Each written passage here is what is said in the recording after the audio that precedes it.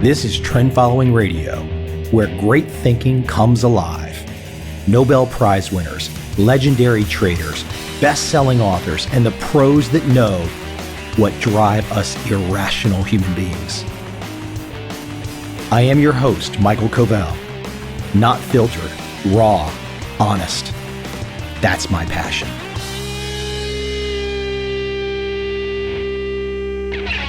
It's always a challenge. How does one take a topic like trend following trading, a very statistically quant-driven philosophy, technique, mindset, any way you want to slice it, it comes back to numbers. And numbers, thinking in terms of numbers, counting, is not something as a population, as a whole population, that we like to do. Emotions rule. Gut feels rule. I mean, having a philosophical bent, a philosophical direction for one's life, with a certain formula that you follow, and that formula will crank out wins and perhaps some major home runs, some major victories over the course of a lifetime. Maybe it won't be consistent, but it will get the big home runs. Consistency is the illusion. I'm not sure exactly how consistency, in whatever discipline one wants to talk about, I'm not sure how consistency became the norm, the accepted way that so many people think life unfolds. Today, another great anti-consistency story. In the late 1970s, the early 1980s, I lived very close to Baltimore, Maryland. As a kid who was playing baseball, and there was no Washington Nationals team at the time, the Baltimore Orioles were it. I knew all of their players. I knew all of the players at all of the starting positions. I probably knew every player for years, probably half a decade. I followed that team so closely. But I did not know their secret at the time. I knew they were good. I knew they had many all-stars, from Eddie Murray to Cal Ripken. I mean, they were a badass team. They were successful. And they had a fiery manager, a short guy named Earl Weaver. I did not know at the time, because I was a young guy, I did not know exactly why they were so successful.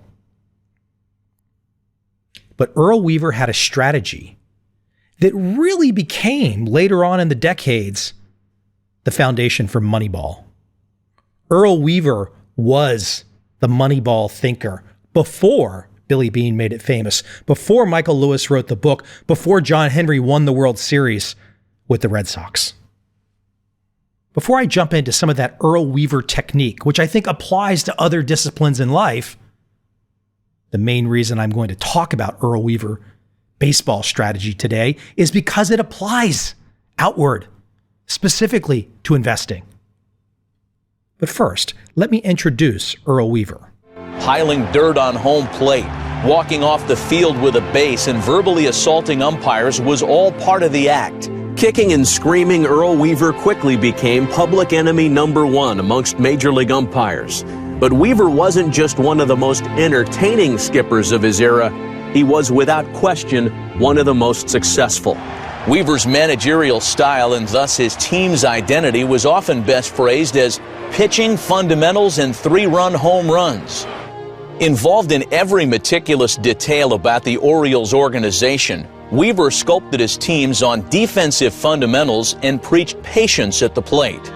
Weaver believed that fundamentals were the most important advantage they could have. And so while other teams were taking batting practice by the hour after hour after hour, the Orioles had everybody over there with Weaver screaming at them about which base to cover, every bunt play, every pickoff play, every cutoff play, every signal you could relay. I don't think there was a greater student of the game. His ability to pick 25 guys when he left spring training was probably the best thing that Earl ever did as a manager. Earl got the most out of his players, and what he would do, he would recognize what your skills and abilities was, what you're capable of doing, and he would put you in a position to be successful.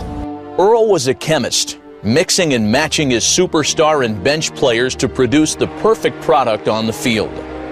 A managerial pioneer, Weaver perfected the use of advanced scouting, using statistics to create favorable matchups for both his batters and his pitchers. He knew if you had good statistics against a certain pitch, you were going to play that night. If you didn't, it didn't matter what you were doing, you weren't going to be in that lineup. Winning to Weaver wasn't out-managing the competition, rather adjusting to the ebb and flow of the entire Major League schedule, managing to his strengths. Getting the most out of all 25 spots on the roster became known as the Weaver Way. And it worked. About 5, 10 years from now, who's in the Hall of Fame? Oh, you're going to be in the Hall of Fame. You know it. Why? You know World Series? You know it. You're going to be in the Hall of Fame? You know it. I've won more than I've lost, kid. I know you haven't. Games, count games, stupid. Weaver's contempt for the umpires was generally mutual, but over 17 seasons of managing, Weaver's Orioles won 1,480 games. And in 1996, 10 years after Weaver walked away from the game for a second time, he was inducted into the Baseball Hall of Fame. And in classic Earl Weaver fashion, he had a message for the umpires. Now, counting balls and strikes and close plays on the bases, they must have made over 1 million calls while I was managing. And except for those 92 times I disagreed, they got the other ones right. Beyond the thousands of wins, ruckus ejections, and battles with his players, Earl Weaver was a teacher. It is he that's credited with moving Cal Ripken Jr. from third base to shortstop. He was a pioneer in a game that's now largely driven by statistics. 6 Oriole legends are enshrined in Cooperstown, and it's no mistake that Earl Weaver had his stamp on all of them. Later in life, Weaver joined the broadcasting ranks and retired to Florida, where days at the beach were a stark contrast from his fierce arguments on the field. You can quickly see, even if you know nothing about baseball, the Baltimore Orioles, or Hall of Fame manager Earl Weaver, you can quickly see the phrase statistics thrown out. Now, that was not normal in the 70s and 80s inside baseball. No way, no how. This guy saw something early on, and that was how he structured his team. Let me read an excerpt from the Society for American Baseball Research, an excerpt from Brian DeFate. All managers think about strategy, but one can argue that no manager this side of John McGraw changed our prevailing understanding of baseball strategy as much as Earl Weaver. In his seminal work, Weaver on Strategy, and in various quotations uttered while holding court, Weaver presented insights that may have long been implicitly understood by the best thinkers on the game, whether managers, players, or sports writers, but which did not articulate basic principles as universal truths the way he did. Most notably, Weaver stressed, your most precious possessions on offense are your 27 outs. Until Weaver called attention to it, the concept of only 27 outs was, and perhaps still too often is, lost in the actual playing of the games. Managers may resort to various stratagems to try to seize an advantage, particularly in the early and middle innings, at the expense of thinking about the long arc of the game. Weaver's constant awareness of the potential importance of each out was at the very core of the offensive strategies that characterize his legacy. Today, Earl Weaver, as a grand strategist, is remembered for his philosophy on the merits of the 3-run home run, disdain for run creation strategies, and deliberately building his bench with pinch hitting and substitution options for position players in anticipation of batter-pitcher matchups. This also allowed him to platoon in his daily starting lineup with nearly wild abandon. Quote, you need someone for each job that needs to be done when the time arises, end quote. Weaver was a manager with a plan for every individual player on his team. The Earl of Baltimore did not want mere emergency backup players on the bench who rarely played but were there when needed. He didn't just want utility players who could play a variety of positions or a power bat from each side of the plate. He had in mind a specific set of roles, that's plural, for each player sitting on the Baltimore Orioles bench. He knew what each could do in particular situations against particular pitchers and used them often and accordingly. Everybody played, and he expected them to all contribute. You can see with this thinking at a ground level, he's thinking of the totality of all aspects of the game. Now, if you are going to approach investing or trading and you're not looking at all aspects of the game and it's just another game, how can you pretend that you will be successful? Earl Weaver, to me, is as much of an influence on my mindset of good trend following trading as the good trend following traders. Because that mindset of wanting to hit a 3-run home run to get the big gainer is the same thinking. Continuing with this excerpt, the fundamental premise of Weaver's offensive strategy was, quote, "In my mind, the home run is paramount because it means instant runs," end quote. Since the end of the dead ball era, any manager who had sluggers on his team loved the 3-run home run. Miller Huggins certainly did with Ruth and Gehrig, Joe McCarthy with Gehrig and DiMaggio, Casey Stengel with Mantle and Berra, even McGraw, who was a loudmouth evangelist for scientific small ball as the best way to score runs, surely appreciated first baseman George Kelly as one of the National League's premier home run hitters when the Giants won 4 straight pennants from 1921 to 1924, not to mention young slugger Mel Ott, who hit 42 home runs for him in 1929.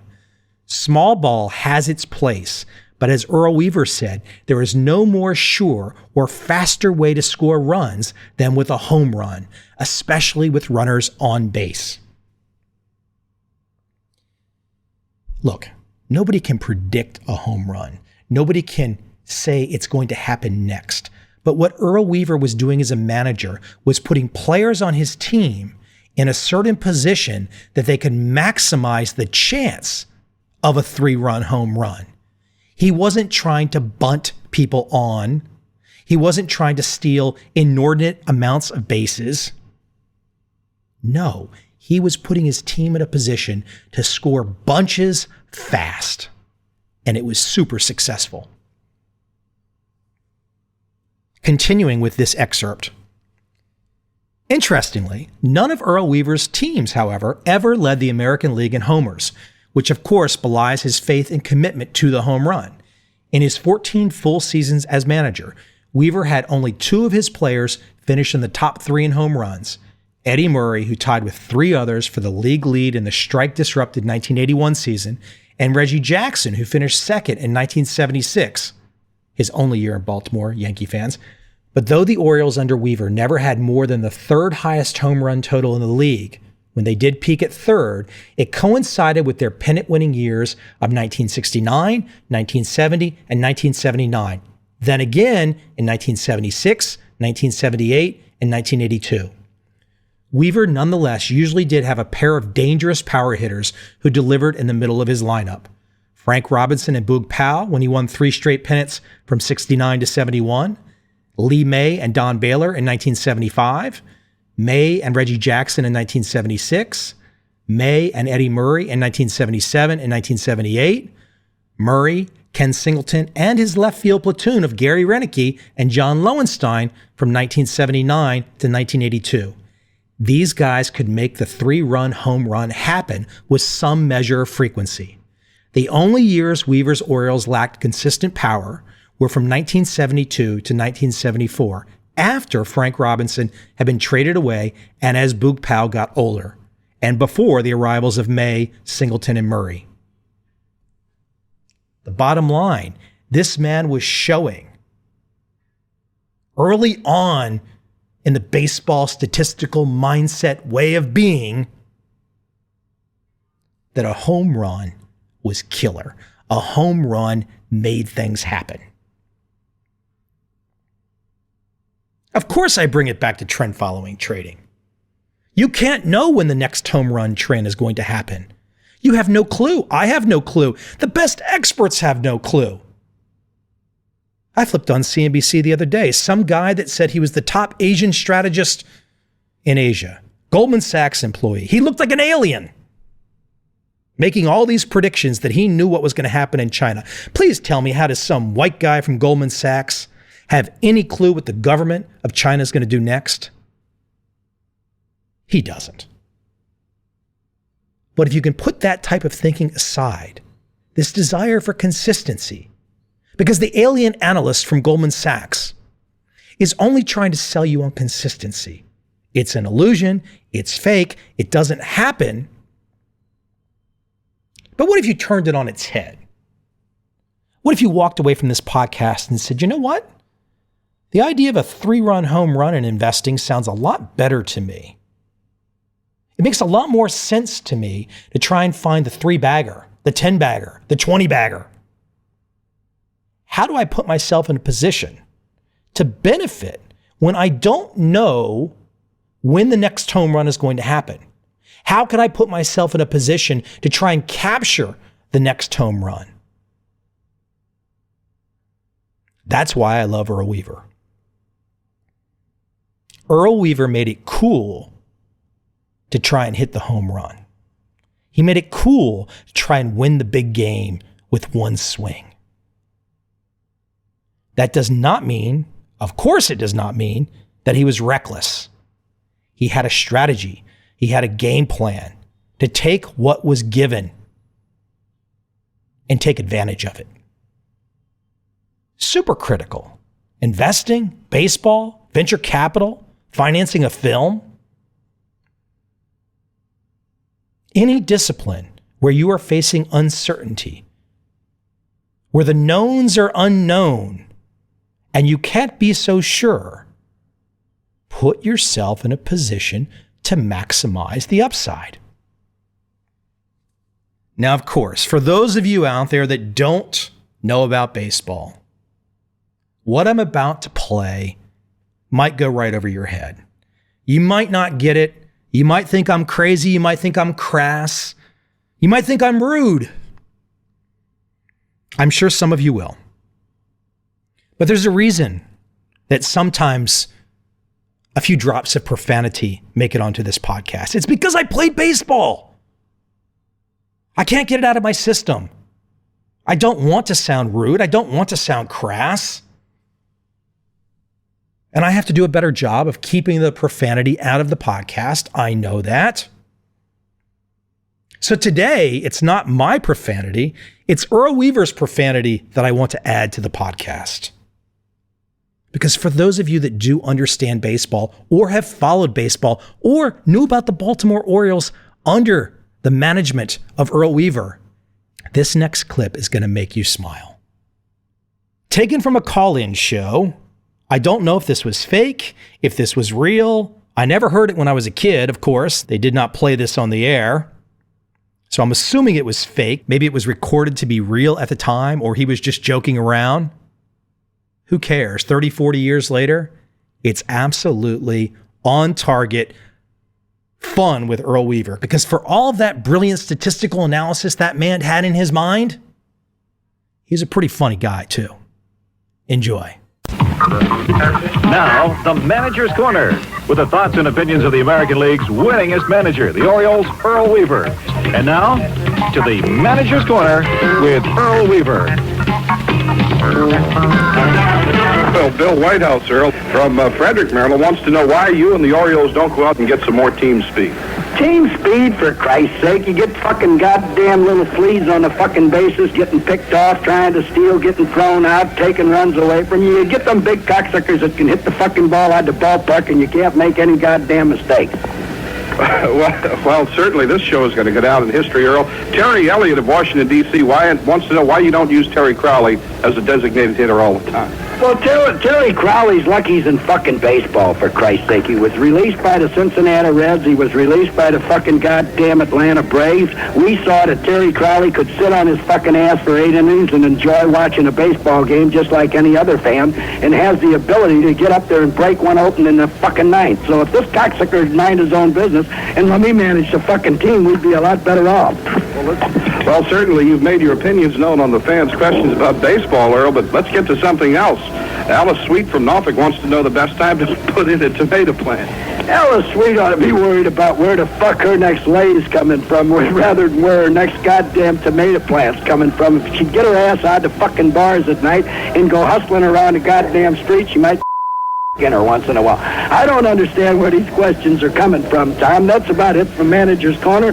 Go fuck yourself, and the fuck with your show coming up next on the Baltimore Orioles Baseball fucking Network.